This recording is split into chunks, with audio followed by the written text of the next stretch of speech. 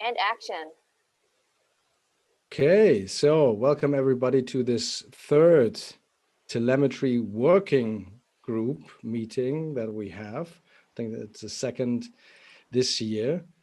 So we started out with our charter document, and I think we pretty much agreed on most of the things. There were some discrepancies and some discussions around do we actually want to open up all the data being collected? What about privacy concerns and all these issues? But although they are super interesting problems to have, I think it's also kind of philosophical if we don't have any workloads and any data that we could expose. And coming back to the title of this group, it's a working group. We wanted to stress again that we should be talking about actual implementation questions or research questions or practical questions, basically, that people are running into. And if we have a solution or a solution proposal to something, that should be also discussed here in this group. But it should be all really grounded in actual work and actual real life use cases, so to say. So we set up the GitHub repository. We started out with 2 or 3 issues there. One was a question towards the research communities. What kind of problems do you anticipate, or what kind of research areas do you want to dive into? Because that might be also a basis for the workloads and for the operational platform that we provide, right? So first you have a problem statement, and then you go about and implement an experiment, and then you collect data, and then you work on the data being collected. So that might be one way to go. Then we also had from the, I'm not sure if is it the Jaeger group, the tracing group, the Istio group? Waltron, what's your group called like? I'm a part of the Jaeger group, and Okay, also so, Service Mesh. Yeah, so Service Mesh Jaeger group from Red Hat provided a nicely put together stack, which includes Jaeger, Istio, and the book info demo application, and a load generating tool. So that's available, but it's not yet deployed on that operate first cluster. And that's what I was saying, that my team and the MOC and the operate first group can bring to this meeting.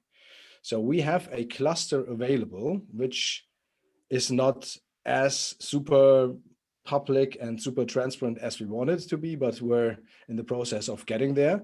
So it's should be pretty straightforward to deploy some applications, some stacks there.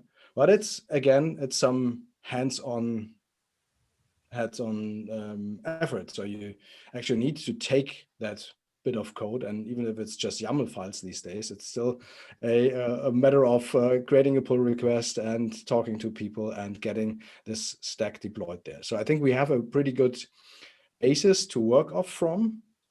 Now what? And that's why we wanted to talk today to the larger group on what operate first, what this MOC cluster can offer, how easy it is to get your workloads up there. And that's what Tom will talk about. And then Raja will take it from there and talk about an actual group of his students doing something in that context. Any questions towards this? Otherwise, I will hand the floor over to the man on the keyboard. I don't think it was already 5 minutes, but I can share my screen and jump into it. Here it's 3:40, so it was, and I started 3:35. Good. Can you see my screen now? Yes. Good. So let me start here at our website, Operate First Cloud. this is our gateway for user and onboarding and things like that. So we have this cluster in MOC, and soon we will have multiple other clusters on our hands as well, so we can ship the loads around or deploy to different clusters if you are interested into deploying multi-cloud and multi-cluster workloads as well. We have some sample workloads already available in there for our data science folks, and other people are onboarding, like the IBM Mesh for Data folks and other teams. So we have the onboarding docs here, which basically explains you how you can use our GitOps repositories within the Operate First organization to provision resources on the cluster. We are using GitOps via Argo CD. So we have Argo CD instance running on the MOC cluster, which is basically provisioning the resources for you. So if you want to get a namespace or get a CRDs deployed within our clusters, you just open a PR against our repository here. So for example, we have some, for example, this PR, which is adding some secrets, config maps, some deployment into the cluster. Once it's merged, it's going to appear within the Argo CD as an application or as a part of another application, and you can monitor the stuff in there. We have the cluster resources as a separate application, so all the namespaces are tracked in the GitOps scenario using this paradigm. So all of these things are available. So for example, let me show you one of our application, Observatorium, which is deploying from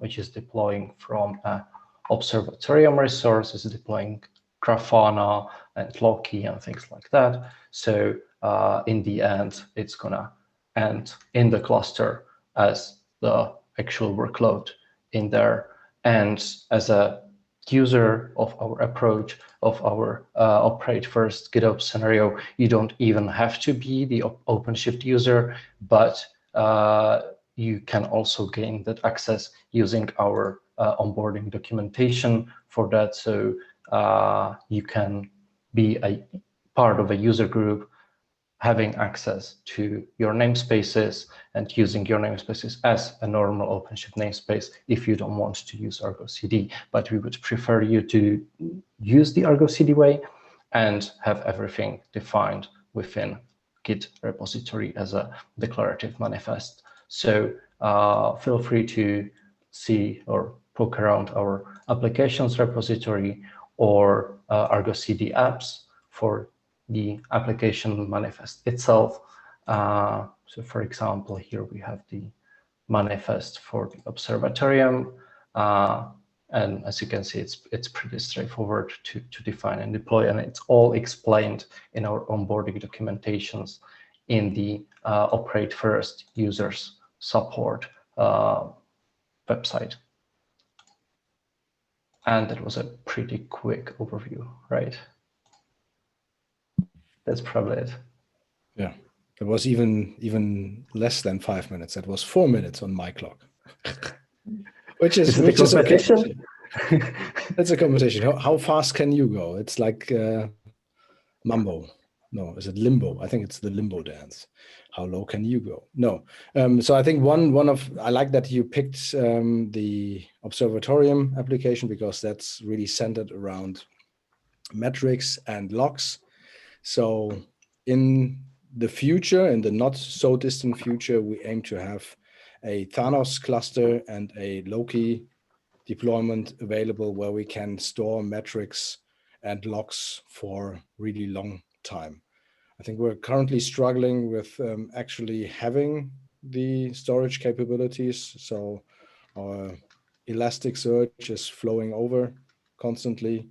But that will be obviously, and that's also one of the research tasks or interesting working group problem definitions that we could come up with.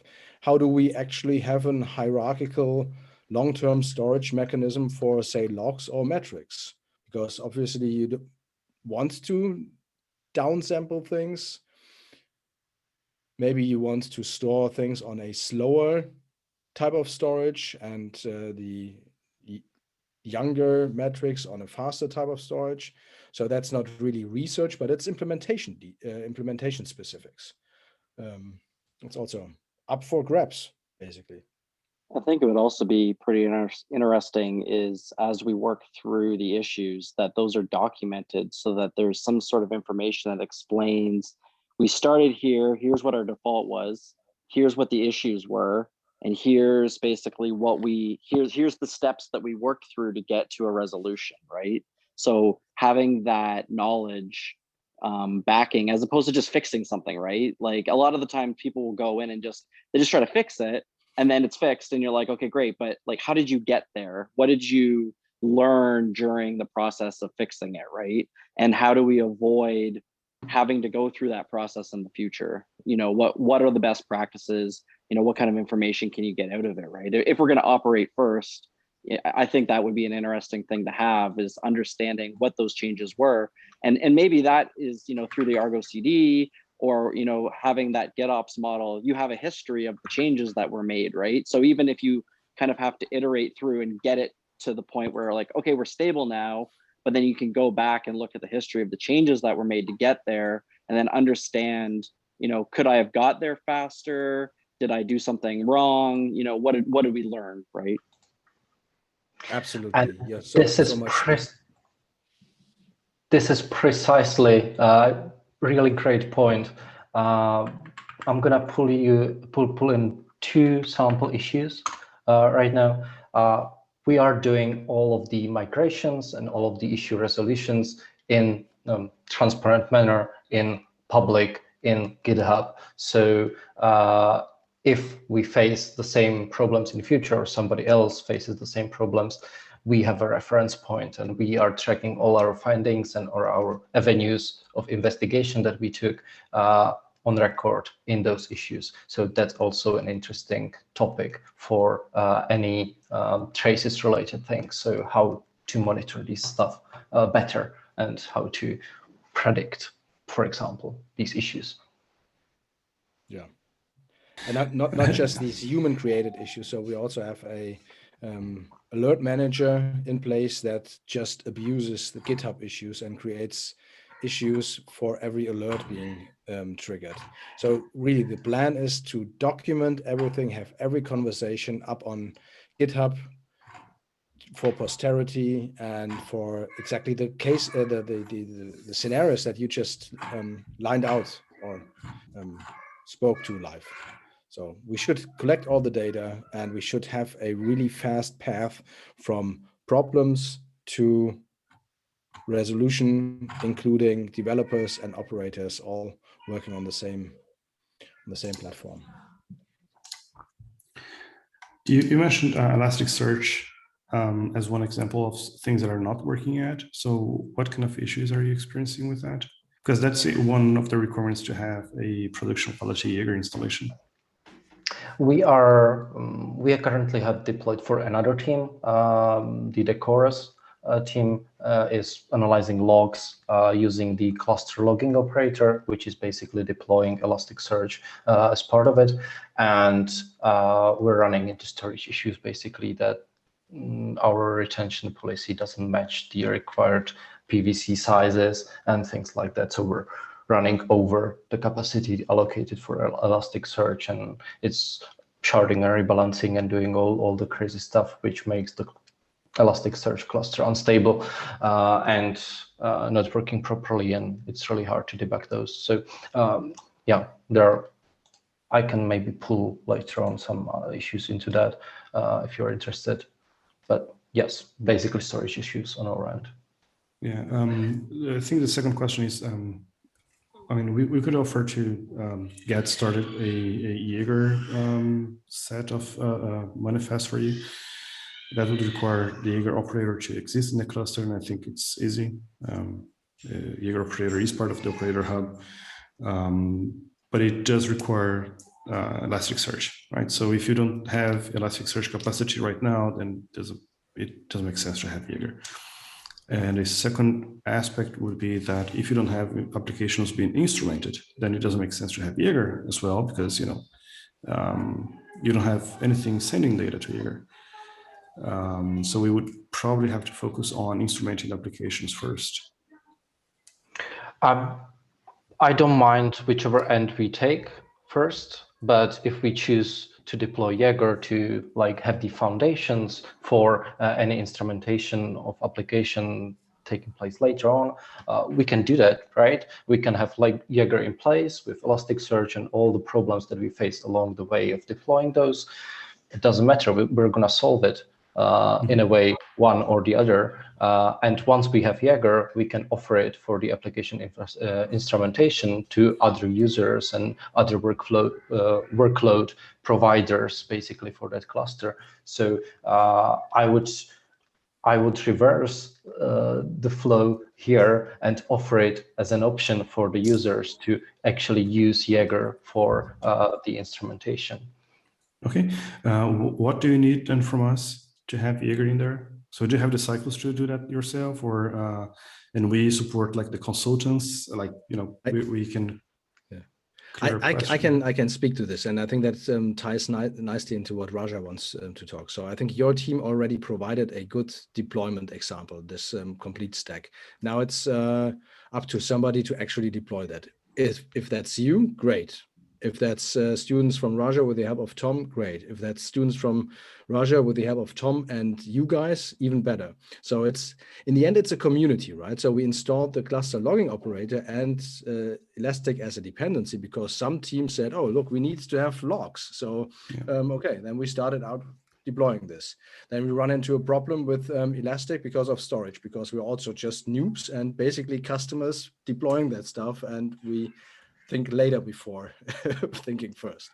Okay, then it's again a community approach. So if you have cycles to look into these problems, great.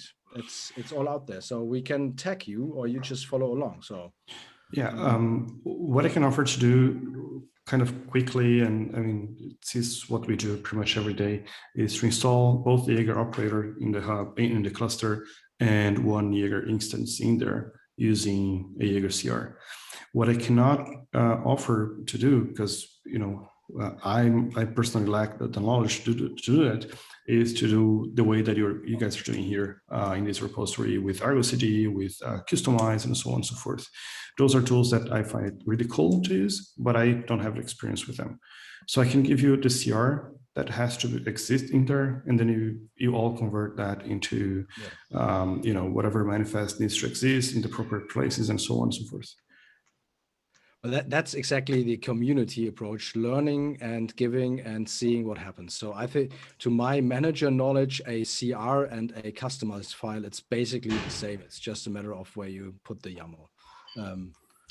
So yeah, maybe that's exactly the consultancy or the benefits that we have. If we have somebody that doesn't understand customize so much, and we don't, and somebody else doesn't understand how this specific custom resource is being deployed, we can educate each other and learn both, right? Yeah. So that's what a community is all about. Okay, so I'll take an action item then for me to create a Jaeger CR.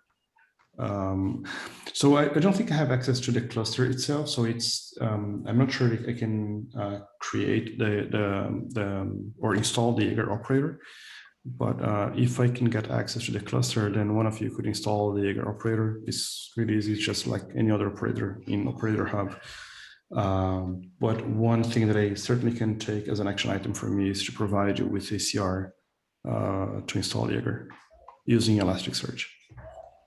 So going back to the process, it should be pretty straightforward by creating a pull request with the CR to one of the repos, and Tom has some example PRs, or they are documented on the website, and then we can discuss on the PR how that gets deployed. Hopefully nobody of us has access to the cluster directly, but it's all going through PRs anyways, and even so for operators from the Operator Hub. Okay, wonderful. Yes. We would like to have everything like these cluster scoped resources and subscriptions to operators and things like that tracked in Git. So we precisely know what's been deployed to that cluster at any point of time. And if anybody doesn't feel like opening a PRs directly, we also have issue templates in this support repository in the Operate First organization, where you can basically request an operator or request a namespace, and we would create the PR for you and basically link the PR to that issue as well, so you can learn how to do it. And in the issue template, there's also documentation linked, which basically or usually is about executing a single script to get your stuff done. So you get the PR result, like you just submit it as a PR. Okay, so if you could send me the examples that Marcel just mentioned, like the example PRs, I can try to follow them in creating my own PRs. Otherwise, I'll do the support way. I think you'll learn better from the documentation link from the issues, because if you're executing a script to get all the resources populated for you, it's not shown in the actual PR. But I'm going to link the PRs as well. That's not a problem. What is the link that you mentioned? Is it the operate first.cloud and then the documentation in there? No, can you see the last message in chat? Yeah, Operate first support. Yeah. Issues, yeah, in there.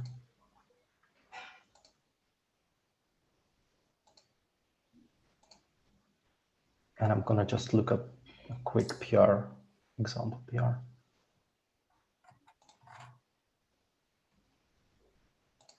Oh, I see. Okay. If you don't want to wait for the maintainers to notice this issue, you can do the change yourself. Okay. And then there's a cluster scope written file. Yeah. And this is an example PR for creating a namespace, for example. Like the change set is pretty small.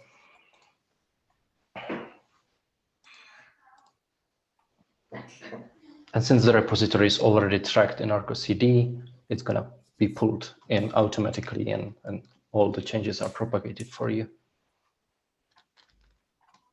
All right. Okay. I can give it a try. Great. And speaking of workloads that we want to deploy in the cluster, I guess I can quickly chime in with what I'm doing in my class. Let me share my screen here. All right. So hopefully you can see this Google Doc, which is a project I'm running in my class this semester. So we want workloads with tracing. People are very interested in microservice applications, which seem to be the thing that everyone's using in industry. So it's not clear that folks in academia, including me, really know what they are. There are a bunch of demo applications that claim to be microservice architectures. They include like book info, which folks already talked about. There's Death Star Bench, which is something some folks at Cornell created that actually shows up in a lot of academic papers, including ones at top tier conferences these days. So that's the one that academics are focusing on. Hot Rod, which is super simple. There's this thing called Blue Curve. And then the other thing we found is this application called Train Ticket, which is created by a bunch of researchers. I forget the name of the university, but it's somewhere, it's not in the US. But that's Train Ticket seems to be the most complex of these microservice applications, and therefore perhaps maybe the most interesting, right? The rest seem much simpler, but all these things are instrumented for tracing. And so we have a class project which has 3 people in it. We're just getting it started. We just got volunteers for this. Who are going to volunteer to work with Tom and me to try and deploy these applications on the Operate First cluster, and hopefully we will get traces and data from it. So I think that we have to decide which subset of these microservice applications to install. So I think that's still an open question. But I think this will be a nice exercise in how do external folks try and deploy stuff on the cluster. What are the problems and challenges we run into? And maybe at the end of it, we'll have some nice applications to run as well. So that's mostly it.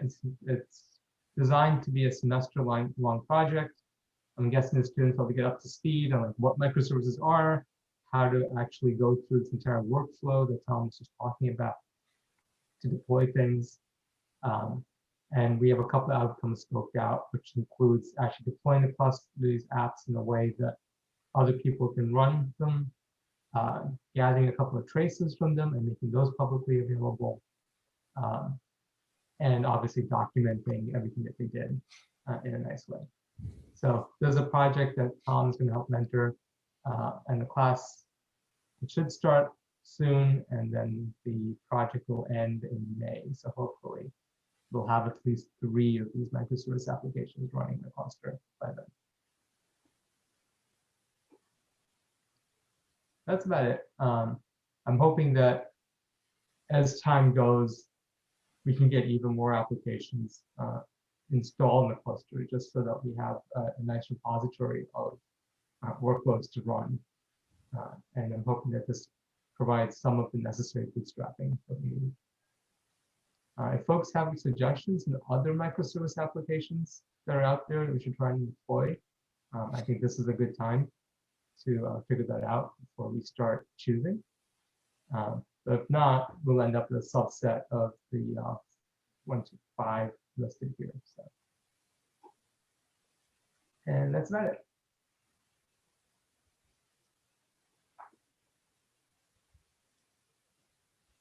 And Tom, I will send you the students today, probably. I just did that mapping from projects to assignments today. Thank you.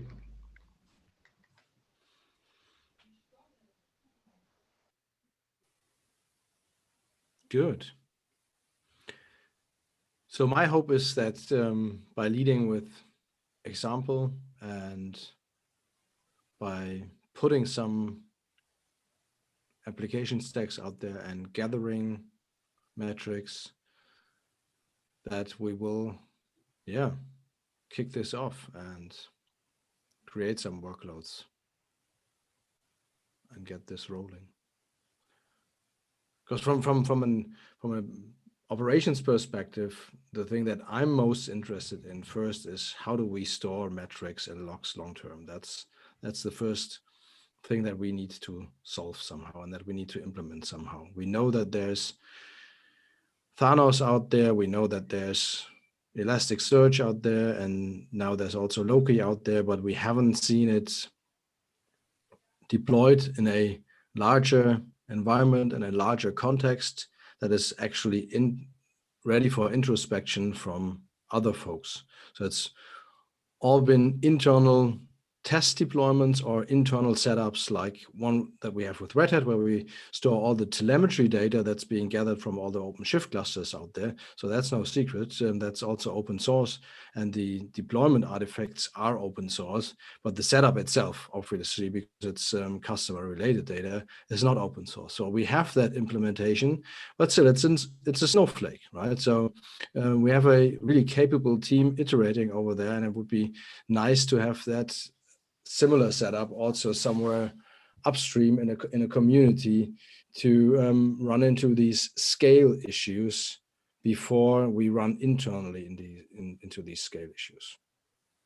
I mean, how we store it is actually an interesting question, right? Because it's hard to think of that independently of like a use case of the data itself. Like I can imagine a specific project being, okay, we're going to long-term storage, we desample the data, we only store a small amount of it. Short-term, we store everything, whatever, right?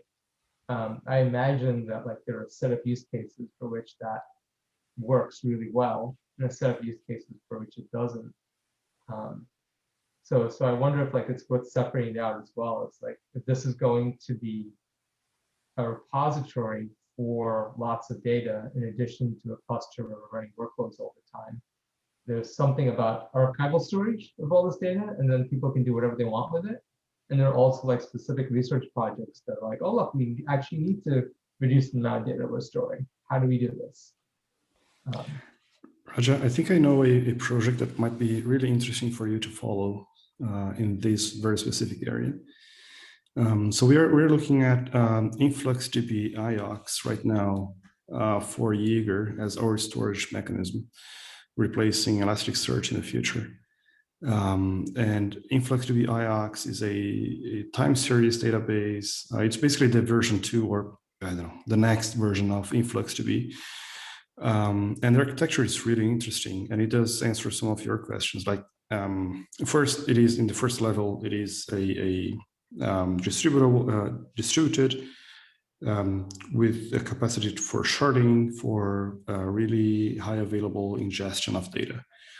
And while data is very hot, it's kept on fast disks and in memory and so on. But once data gets colder, then they are stored into Parquet files, like Apache Parquet files, which is a standard format for that.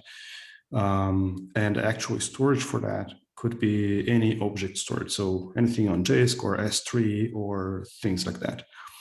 The idea being that you not only get the very hot data for the use cases where we need data for incident analysis, so things that are going bad right now, but we also get data available for OLAP queries in the future. So I don't know, in 1 month from now, we might need that data for some business analysts to take a look with a data scientist to parse this data. And they do that by making use of the Apache Parquet files, which is a standard, basically, right? So you can load those files into any columnar data storage that exists out there, or any BI solution, or most of the BI solutions that exist out there already.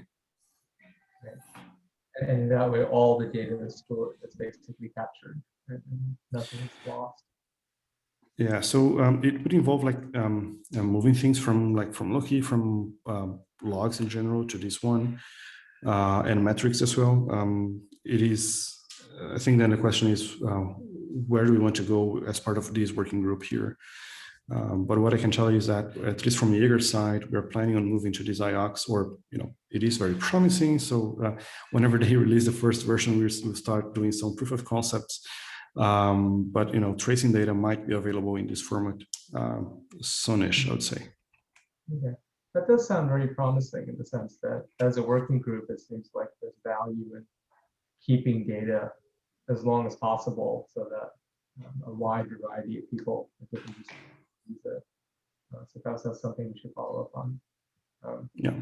I have a slightly related question, and that's that something I always struggle with in like a lot of the research we're doing is that like the log data becomes sort of meaningless once like the application changes, right? Someone like updates the source code or moves some, or changes some functions or whatever else, right? So like, is there some mechanism in all this that's like able to somehow tag like versions or updates or something that says like, oh, look, yes, give us historical 1 year worth of data. And yet here are these key change points that you might want to be aware of, so that when you're doing your analyses, maybe you don't cross these boundaries, or you pay less attention to this older data because there's a significant system revision in that time period.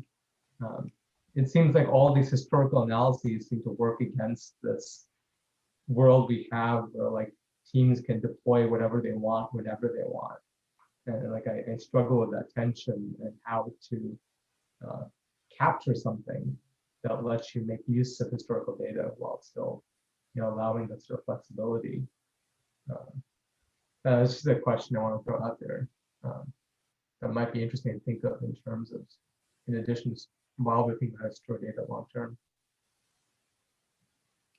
Yeah, I think one of the key parts there is appropriate tagging of information, of data points, basically. So if you're tagging the data points accordingly, like with the versioning, which cluster it came from, and what is the name of the workload, and so on, then you can certainly do some comparative analysis between versions, and perhaps even, I don't know, flush some data out, and I don't know, this data here is not useful at all, so I just remove all the data from this X cluster here. either because it was really good or because it was really bad, so data is invalid. But I think it all goes down to appropriate tagging. And I think the good thing about running things on a platform like this one here, like on a OpenShift or Kubernetes, is that you can apply tagging not at a workload level, so not at your application level, but rather at the Kubernetes workload. So the deployment itself, you can add some tags, or you can add tags for the cluster. So if you have multiple clusters, then you can say that every trace generated in this cluster here receives this extra tag here. But you cannot do that going back, right? So you cannot only do that from going forward. So you can only do that for new data points being generated. Right. Once data is generated, you can, and you have not tagged the information with origin or sourcing for that information, for that data point, you cannot, once they get grouped together, you cannot tell them apart. You cannot tell whether this is coming from cluster X or cluster Z. Can we have this discussion maybe in a GitHub issue or somewhere that it's open for other folks to chime in? Because we have also another team which has requirement for at least half a year worth of logging data from our cluster, and this is the team where we've been deploying the cluster logging operator for, and they probably also have ideas into how to do these type of long-term storages, or maybe have ideas of what their need is from this long-term storage facility. So maybe if we can open the forum to this group also, or do the discussion in public, so we can have multiple other ideas on that, I would definitely welcome that. Yep. And That's linked what we had the issues list in the telemetry working group repository for. So if that's a interesting question, Raja put it there on as an issue, and then we can have a discussion and an implementation proposal to it. And towards what's Juan JP Gröling, I don't remember your first name. Mr. Gröling just said. So I think that's exactly what we should have there in that operate first cluster, have a shootout between Thanos and now the Influx DB next generation thing, see how these things interact with each other. Is Influx DB open source? I remember like when we played it a few years ago, there was like a free version, and then there was something that required a license. Yeah, I think that was their mistake for Influx to be one. So they basically had, it was open source already, but the distribution parts or the high availability parts were not. They changed that with IOX. So they're basically doing everything open source, and their business model around it would be on like a SaaS offering, managing those installations for you. So everything that you need to manage a high available Influx DB cluster would be open source as well. Yeah. Also, they require point. contributors to. Oh, sorry. No. I was just going to say they also require all contributors to the code base to grant them the ability to distribute it under a commercial license. Is that for IOX or is it for the older version? The entire code base for InfluxDB requires, it's effectively copyright assignment. They're not directly copyright assignment, but basically all contributors are required to grant the company the ability to redistribute it under a commercial license. So they could, at some point in the future, if they wanted, take the entire thing closed source, and would not be required to basically treat it as a derivative work of other people's licensed content. Okay, well, not much different than any other CLA out there, I think. I mean, CLAs and contributor license agreements are quite common. Yeah. I mean, there are a lot of contributor license agreements that do not require that. The OpenStack Foundation, Open Infrastructure Foundation contributor license agreement does not. It considers that everyone continues to hold their own copyrights, and that the contributions are entirely performed under the license of the project. It's really just there more as a means of ensuring and strengthening the Apache software license that projects are using. So yeah, contributor license agreements can take lots of different forms, and not all of them are focused on granting additional control to a company. I just find it funny that InfluxDB is back now, because like 3 years ago I started also looking into InfluxDB for storing metrics long term, and we kind of ruled it out because of the open core model that they had. Then went all into Thanos, that was not mature yet, and now Thanos seems to be maturing, and now it's all a little bit of history repeating. We have InfluxDB already again there, which is the next shiny thing. So I mean, we can always chase the next shiny object, but that's great, right? So that's what communities should be there for, and have those shootouts and see what's actually better performing, and everything has its pros and cons. So yeah, the problem we are trying to solve with the tracing part is that we don't have a very good storage right now. It is Elasticsearch that we are using, and that's the better of the evils out there. So that's why we're looking for something else like InfluxDB, which seems to be technically a very good solution for our problem. Now, if it is also a good solution for logging and for metrics, I don't know, and they can assess them themselves. But yeah. I was talking to some folks in Germany at Red Hat who are working on like a storage solution for tracing. I'm trying to remember the guy's name.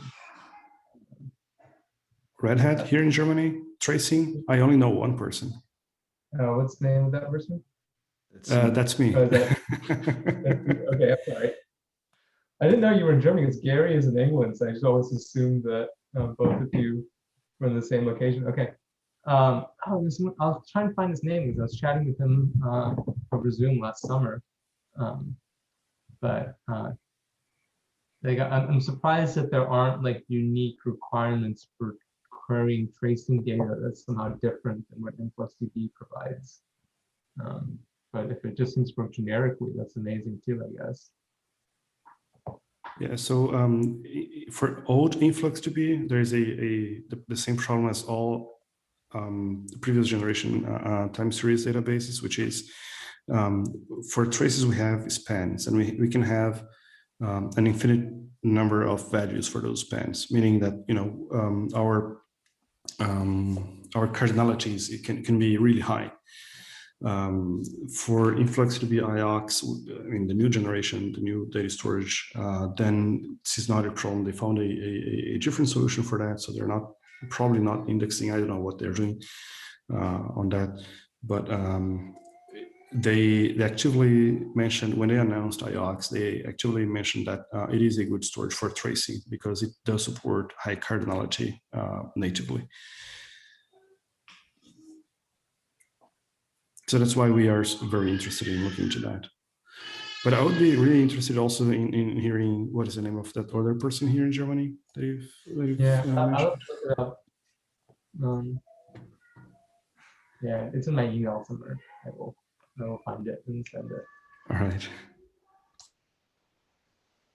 And just a small note, we don't mind deploying multiple competing solutions, so we don't need to settle for one. If we decide to try out multiple ones and compare them later and do some benchmarking on those, it's definitely fine to deploy more of them, so we can decide later on. Yeah, I mean, IOX does not exist yet for all the matters, for all we care, right? So there is a code somewhere, but there's no release. There's not even a Docker container anywhere. And once the Jaeger community decides that it is indeed what we are going to do next, then we're going to change the Jaeger in this cluster here to move from Elasticsearch to this new one. So, but I mean, it is not something that is happening next month, right? So it's at least 6 months from now.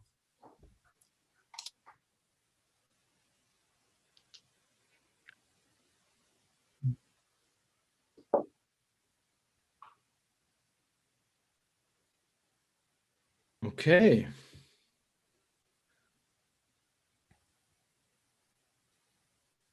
So if we don't have any other interesting topics to bring up, I think the cadence of this meeting going forward will be monthly, I think. Is that right, Jennifer? That is correct. We've switched to monthly, and we will get out the agendas a couple days in advance. Cool.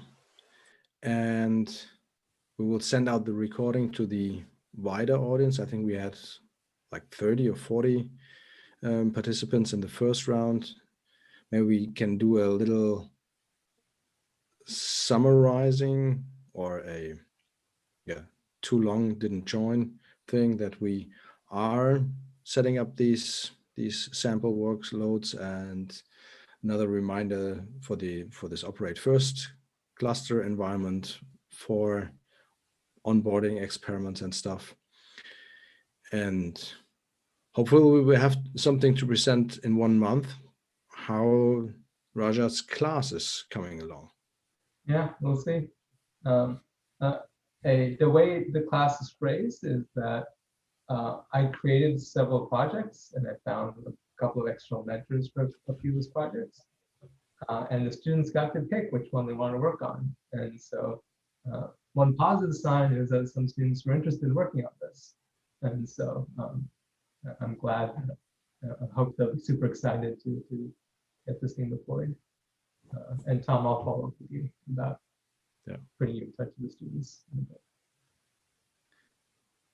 And since it's all happening out in the public, we'll probably do this in a Open Infra Labs, GitHub repo, telemetry group, something, yada, yada, yada. And I think we have most of you as GitHub handles in that group. So if you subscribe to any of the repos, or we just give you a short update via email that there's a new repository and you can subscribe to any traffic that's going on there. There's like Open Telemetry working group, right? That's the repo. Yeah. That's Cool. Yeah. Okay. Then I think we can have 7 minutes to grab another coffee until the next meeting starts. It's nice to be you, isn't it? Yes. All right. See y'all. Bye-bye. All right. Bye. Bye-bye.